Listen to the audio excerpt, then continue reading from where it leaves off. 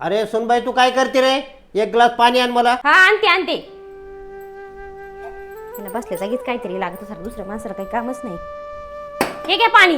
अगं सुनबाई मला पण एक कप चहा बनव ग. हा बनवते बनवते, मला दुसरं काही कामच नाही. कैसे कैसे लोग रहते हैं यार यहाँ. कोणत्या जन्माचं पाप फेडते काय माहिती, म्हणून असे सासरे माझ्या नशिबाला आलेत. जमल्यासारखं झाले बघ. तुमचं चहा बी झालं दिसतोय.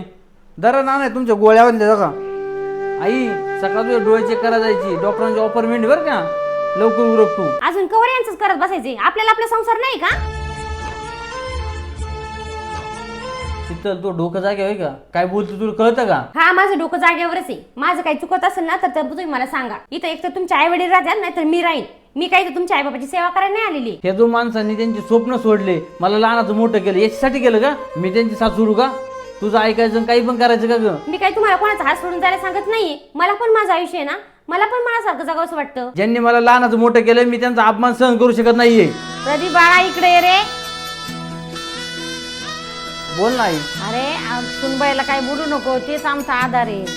अरे तुझ्या गैरहाजरीमध्ये आहे ना, तीच आमचं सगळं करती. ती घरात तुमची संग कशी वागायची मला दिसत नाही का? कशी असली तरी ती आमची सून आहे. आणि सून हे ना लेकीप्रमाणेच असते.